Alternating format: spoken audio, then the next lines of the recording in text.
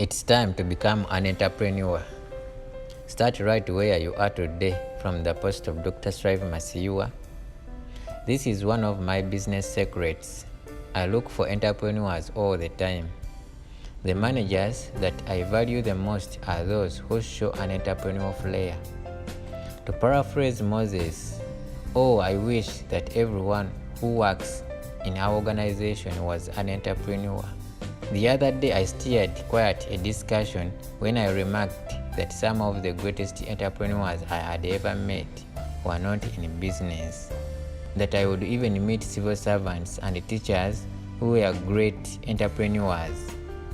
Entrepreneurship is not just about making money.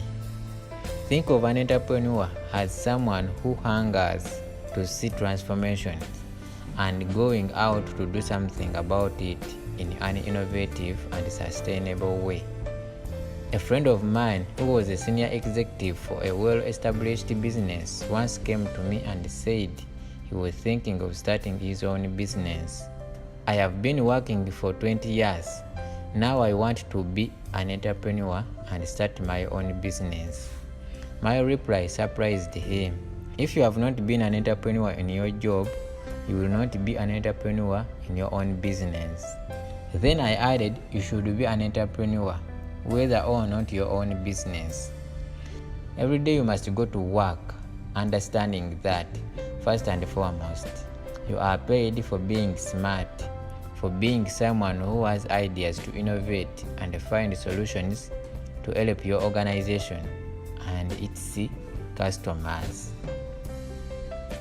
I remember discussing this with a guy who once worked for Microsoft and was amazed when he started to tell me about the great products he had developed himself or helped to develop.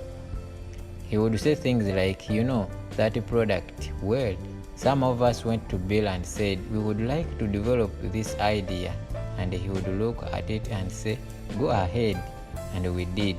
Great success. Wow, you did that? Laughed and said, you didn't think that Bill Gates comes up with all the ideas and we then execute, did you? Like little robots. That's funny. We see him as the only chief entrepreneur, but there are a lot of entrepreneurs at Microsoft. It is not all Bill. A few months ago, I visited a startup company in Silicon Valley that was developing an amazing new product, which I think will change the world. I will never forget how a younger woman started her presentation. I wanted to change the world, so I did a PhD in biochemistry. Now I am here working on this cool product. She wasn't the owner of the business, just like the guy from Microsoft. It was a mindset. Nothing can stop an organization once that kind of mindset is encouraged and nurtured. This powerful mindset should drive our approach. I know some of you are going to say, where I work, they don't allow me to come up with ideas or to express myself as an entrepreneur. My answer would surprise you. That's your opportunity. Start thinking about how you can change it. If you succeed, you are an entrepreneur and you will be successful wherever you go and in whatever you do after that. Unleash the entrepreneur in you, right there where you work now, in whatever vacation it is. Every organization must be designed in such a way that it attracts and keeps entrepreneurs at all levels, even if that organization is not for profit, and that includes government departments and schools. Are you an entrepreneur in your job? Does your organization hire entrepreneurs? If the answer to either of these questions is no, then there is a problem.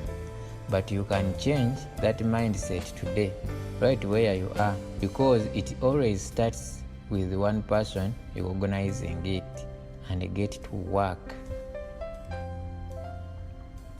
I once listened to a younger man explain his small business to me.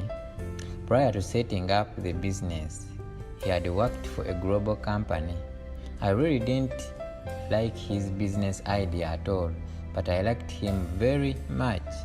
Leave what you are doing and come work for me, I suggested.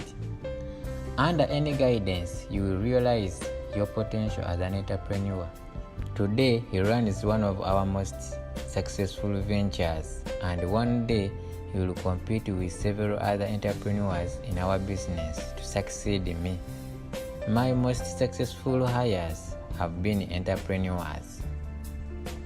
There is a word for a person who is an entrepreneur in the workplace, but in the end, it is not about words and titles. It's about mindsets.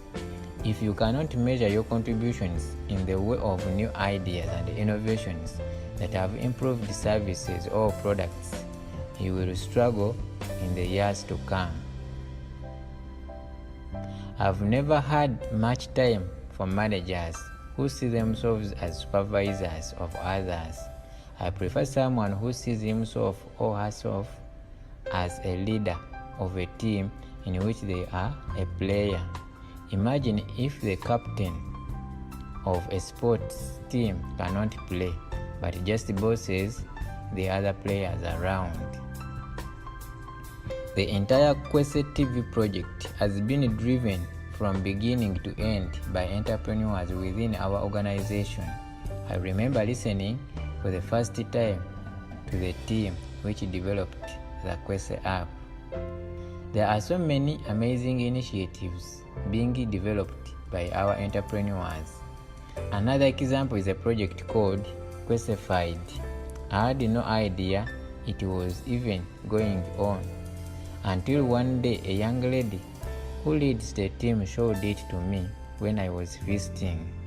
Visit their website and just watch it over the next few weeks.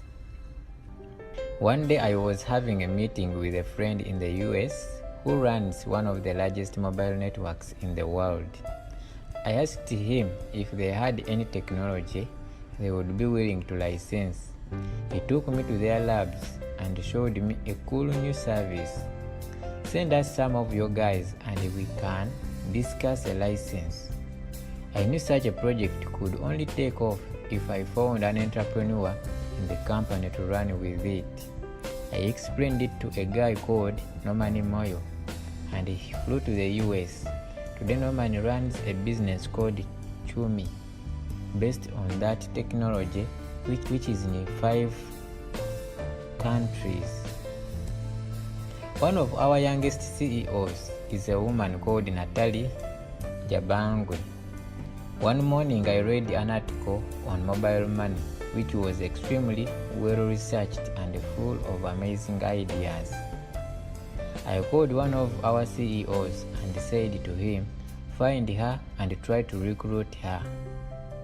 A few days later, he came back and said she is based in London, where she works. Do everything to bring her home. Let's give her a chance to work in the industry she has been writing about. The rest is history, as they say. In a few short years, she has risen through the ranks and is one of our key entrepreneurs as the CEO of EcoCash. Christopher writes, this is a great post. Most people work in organizations as if they have no stake in the organization. When you say, they will tell you the organization is not for his father. We need to change our mindsets and know we have stakes in the organization we work for growth and development. Thanks, sir. May God continue to strengthen you. My reply, long before I knew how to build proper processes and systems, one of my businesses that employed more than 500 people collapsed because of fraud by senior management at the company. After the company was forced to close because of heavy losses, I remember one of the retrenched workers crying and saying to his colleagues, we all knew what was happening, and yet none of us did anything to alert Mr. Masiwa. We have destroyed our own company. You see, Mr. Masiwa has other businesses, but we have lost our jobs. Your job makes you a stakeholder in the organization where you work, even if it is a government job.